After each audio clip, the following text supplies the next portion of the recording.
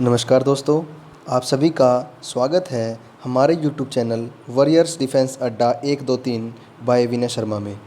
तो दोस्तों, आज की वीडियो को स्टार्ट करने से पहले शेयर और सब्सक्राइब बटन ज़रूर दबाएं और आज के देखते हैं हम अगले 10 सवाल। देखिए, पहला सवाल है कि ऑटोनोमिक नर्वस सिस्टम के अंदर सिंपैथेटिक नर्व्स का कौन सा फंक्शन नहीं है। यानी कि नर्वस सिस्टम में जो सिंपैथेटिक नर्व्स होती हैं उनका इन 4 ऑप्शन में से कौन सा फंक्शन नहीं है। हमारे नर्वस सिस्टम में 2 प्रकार की नर्व्स होती हैं, सिंपैथेटिक नर्व्स और पैरासिम्पैथेटिक नर्व्स। तो सवाल के अंदर सिंपैथेटिक नर्व्स के बारे में पूछा गया है कि इसका कौन सा फंक्शन नहीं है। तो इसका फंक्शन ऑप्शन नंबर डी नहीं है। यानी कि जो यूरिनरी ब्लैडर होता है उसको ये कॉन्ट्रैक्ट नहीं करती, बल्कि उसको ये रिलैक्स करने का काम करती हैं। ठीक है, तो ऑप्शन नंबर डी इसका आंसर आ जाएगा। देखिए, डायग्राम से समझते हैं।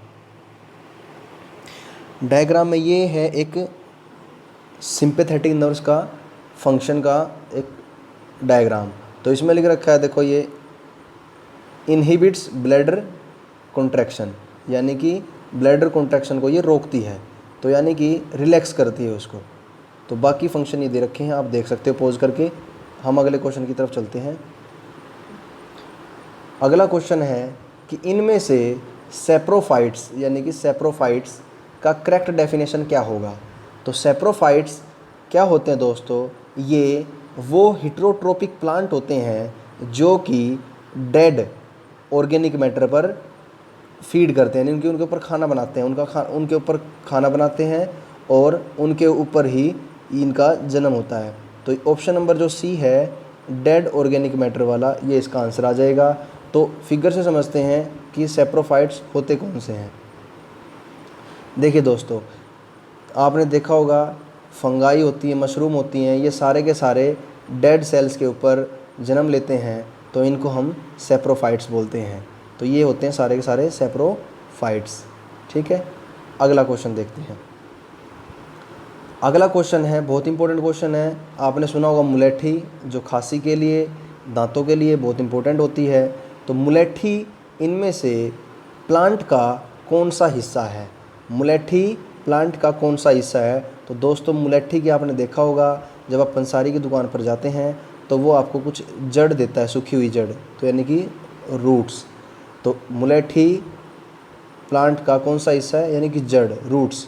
अब मुलेठी का साइंटिफिक नेम क्या होता है, ग्लाइसरीजा ग्लैब्रा, ग्लाइसरीजा ग्लैब्रा। अब देखते हैं मुलेठी होती कैसी है। तो दोस्तों, ये इस टाइप की मुलेठी होती है। ये इसका बीज है, ये फूल हैं इसके, और इसकी जो जड़ है वो हमें मुलेठी जो हम खाते हैं, यानी कि जो हम पाउडर लेते हैं खांसी के लिए, उससे मिलती है। अगला क्वेश्चन देखते हैं दोस्तों। इनमें से कहता है, which of the following plants have respiratory roots. Respiratory roots यानी कि किन प्लांट्स की रेस्पिरेटरी रूट्स होती हैं, यानी ऐसी जड़ें जो सांस लें।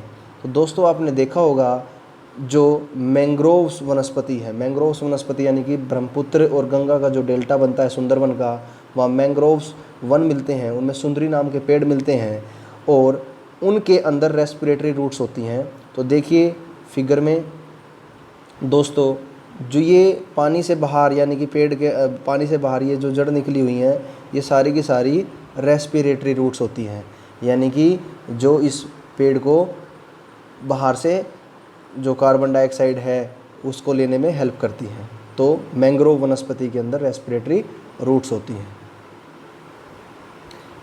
अगला क्वेश्चन देखिए दोस्तों, बायोसिनेसिस, ये आपके वन वर्ड भी बन सकते हैं इंग्लिश के। बायोसिनोसिस इनमें से क्या होती है। तो बायोसिनेसिस दोस्तों एक प्रकार की कम्युनिटी होती है ऑर्गेनिज्म की, जो एक पर्टिकुलर एरिया में रहती है, यानी कि एक पर्टिकुलर, एक रेस्पेक्टिव किसी क्षेत्र में रहने वाली ऑर्गेनिजम्स की कम्युनिटी जो होती है, उनका समुदाय क्या कहलाता है, बायोसिनोसिस। यानी कि ऑप्शन नंबर बी इसका करेक्ट आंसर आ जाएगा।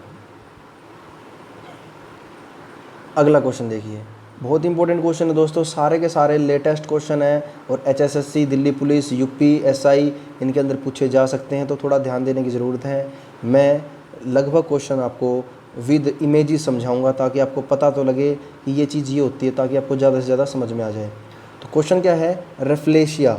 रेफ्लेशिया एक, ये कह रहा है rafflesia is the plant with largest flower, यानी कि एक ऐसा प्लांट है जिसका सबसे बड़े फूल होते हैं। रेफ्लेशिया एक ऐसा प्लांट है जिसके सबसे ज़्यादा बड़े फूल होते हैं और वो साउथ ईस्ट एशिया यानी कि मलेशिया, थाईलैंड, फिलीपींस के एरिया में मिलता है। तो वो क्या है, वो मैंग्रोव है, वो एक सजावटी प्लांट है, वो एक पैरासिटिक है, या वो कार्निवोरस है। तो रेफ्लेशिया दोस्तों एक पैरासिटिक प्लांट है। पैरासाइट प्लांट कौन से होते हैं, जो जिंदा यानी कि लिविंग ऑर्गेनिजम्स के ऊपर, लिविंग सेल्स के ऊपर अपना खाना बनाते हैं। और मैंने पिछले क्वेश्चंस में बताया था सैप्रोफाइट। सैप्रोफाइट क्या होते हैं, जो डेड सेल के ऊपर यानी कि डेड ऑर्गेनिज्म के ऊपर अपना खाना बनाते हैं। तो रेफ्लेशिया क्या है, पैरासिटिक प्लांट। तो देखिए कैसा होता है रेफ्लेशिया, ये रेफ्लेशिया के फूल है। इंडोनेशिया, फिलीपींस, थाईलैंड में ये फूल मिलता है और ये सबसे बड़ा फूल होता है पैरासाइट प्लांट के अंदर, यानी परजीवी प्लांट के अंदर। ठीक है जी। अगला क्वेश्चन, इसने कहा है कि इनमें से कौन सी डिजीज़ के अंदर, कौन सी डिसीज़ जो होती है, कौन सी बीमारी इंटीग्रेज एंजाइम प्रोड्यूस करती है, यानी कि वो एंजाइम इंटीग्रेशन होता रहता है, बार बार जुड़ता रहता है। तो इनमें से कौन सी बीमारी इंटीग्रेस एंजाइम नाम का कोजिंग एजेंट प्रोड्यूस करती रहती है। तो दोस्तों जो एड्स नाम की बीमारी, ये घातक बीमारी है, उसके अंदर इंटीग्रेशन होता रहता है और उसके अंदर जो DNA है वो आपका वायरल होकर के यानी कि ख़राब होकर के फैलता रहता है। तो इंटीग्रेज एंजाइम किस में होता है, एड्स नामक बीमारी में। देखते हैं क्या होता है इसकी प्रक्रिया। ये होता है दोस्तों, इंटीग्रेशन नाम की प्रोसेस चलती है एड्स के अंदर। तो HIV DNA जो है धीरे धीरे, देखो यहाँ से धीरे धीरे सभी होस्ट सेल जो होती है जिनके ऊपर वो बैठा है, सभी के ऊपर इस टाइप का इंटीग्रेशन करता करता यानी कि वो फैल जाता है सारी जगह और इसका कोजिंग एजेंट बनता है। ये कह रहा, अगला क्वेश्चन है, which among the following is the correct definition of oxygen toxicity, यानी कि ऑक्सीजन टॉक्सिसिटी, ऑक्सीजन जब जहर, यानी कि किस कंडीशन में ऑक्सीजन जहर का काम करती है। तो दोस्तों जब जो गोताखोर होते हैं वो पानी में जाते हैं, हाई प्रेशर के अंदर नीचे पानी में जाते हैं, तो उनको इस प्रॉब्लम को फेस करना पड़ता है। तो दोस्तों इसका आंसर आ जाएगा आपका ऑप्शन नंबर ए।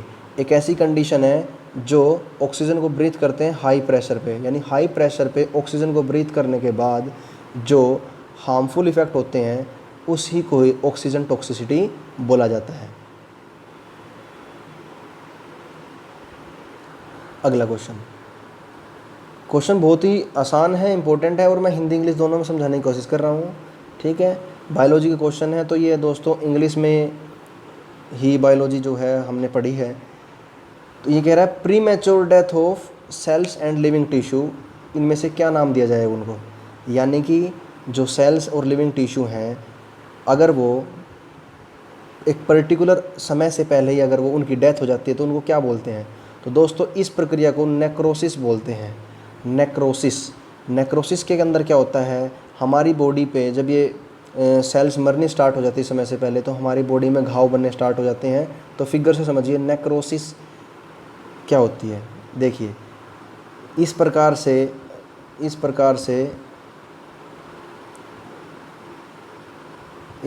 देखो हाथों का क्या हो रहा है, ऐसे ही पैरों में, नाक पे, हर किसी भी जगह हो सकती है, तो उसको बोलते हैं नेक्रोसिस।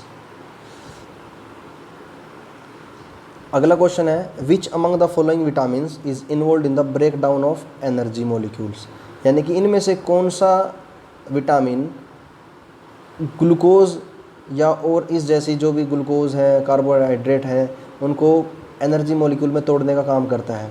तो दोस्तों विटामिन जो बी हैं, विटामिन बी, वो हेल्प करते हैं break down of energy molecules की। ठीक है, तो विटामिन बी इस क्वेश्चन का करेक्ट आंसर आ जाएगा। तो आज के लिए दोस्तों धन्यवाद। अगली क्लास में अगले 10 क्वेश्चन करेंगे। धन्यवाद दोस्तों।